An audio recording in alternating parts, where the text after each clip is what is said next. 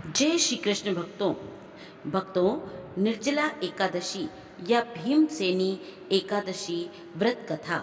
निर्जला एकादशी पर जो भक्त निर्जल रहकर व्रत रहते हैं उन्हें वर्ष भर की 12 एकादशी पर व्रत करने का पुण्य फल प्राप्त होता है।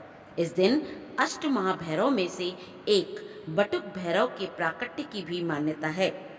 ज्योतिषाचार्यों के अनुसार निर्जल का अर्थ होता है बिना जल के व्रत रखना।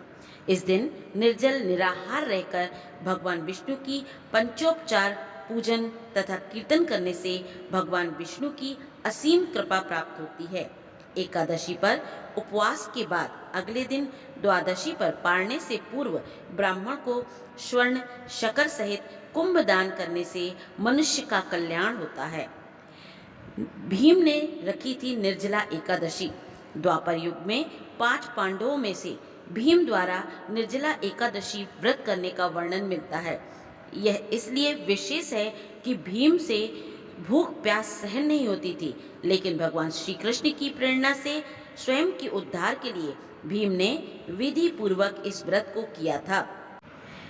व्यास मुनि के पास जाकर भीमसेन ने पुकार की थी कि मेरी पूज्य माता कुंती व पूज्य भ्राता युधिष्ठिर तथा अर्जुन, नकुल, सहदेव, द्रौपदी सहित एकादशी का व्रत करते हैं और मुझे भी शिक्षा देते हैं कि अन्न मत खा, नरक में जाएगा।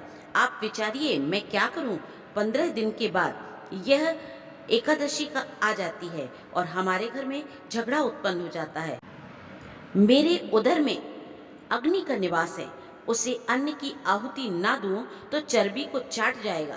शरीर की रक्षा करना मनुष्य का परम धर्म है। अतः आप एक ऐसा उपाय बतलाइए जिसमें सांप भी मर जाए और लाठी भी ना टूटे। अर्थात ऐसा व्रत हो जो वर्ष में एक दिन करना पड़े और मन में व्याधियों का विनाश करने वाला हो। 24 एकादशियों का फल उसके करने से मिल जाए और मुझे स्वर्ग में संबंधियों के साथ ले जाए। व्यास जी बोले, ज्येष्ठ शुक्ल पक्ष की एकादशी का नाम निर्जला है। ठाकुर जी का चरणोदक वर्जित नहीं, कारण कि वह तो अकाल मृत्यु को हरण करने वाला है। जो निर्जला एकादशी का व्रत श्रद्धा सहित करता है उसे 24 एकादशियों का फल निश्चित ही प्राप्त हो जाता है, निश्चय स्वर्ग को जाता है। व्रत में पितरों के निमित्त पंखा, छाता, कपड़े का जूता, सोना चांदी या मिट्टी का घड़ा और फल इत्यादि दान करें। जल का प्याऊ लगा दें, हाथ स्मरणी रखें, मुख से ओम नमो भगवते वासुदेवाय इस 12 अक्षरे महामंत्र यही है, श्रीमद् भागवत पुराण का सार है। आप यदि फलाहारी हो तो ध्रुव के प्रथम मास की तपस्या के तुल्य उसके एक एक दिन के समान आपका फल हो गया।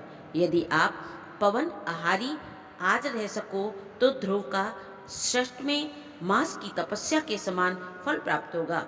श्रद्धा को पूर्ण रखना, नास्तिक का संग न करना, दृष्टि में प्रेम का रस भरना, सबको वसुदेव का रूप समझकर नमस्कार करना, किसी के दिल की हिंसा नहीं करना, अपराध करने वाले का दोष क्षमा करना, क्रोध का त्याग करना, सत्य भाषण करना, जो हृदय में प्रभु की मूर्ति का ध्यान करते हैं और मुख से 12 अक्षरी मंत्र का ज्ञान करते हैं वह पूर्ण फल को प्राप्त होते हैं।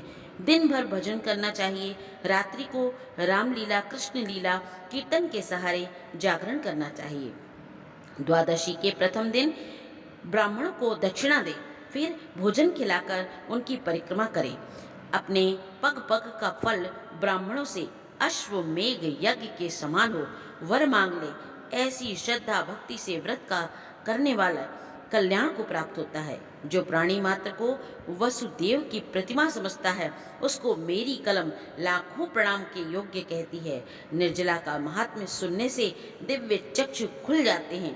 प्रभु घूंघट उतारकर मन के मंदिर में प्रकट दिखाई देते हैं। इस एकादशी को सिफती नाम पांडवी या भीमसेनी भी कहा जा सकता है। इस दिन फलाहार में कैरी का सागर लेना चाहिए। तो जिस प्रकार से भीमसेन की मनोकामना भगवान ने पूर्ण की, इस प्रकार से सभी व्रतधारियों की मनोकामना पूर्ण करें। जय श्री कृष्ण भक्तों।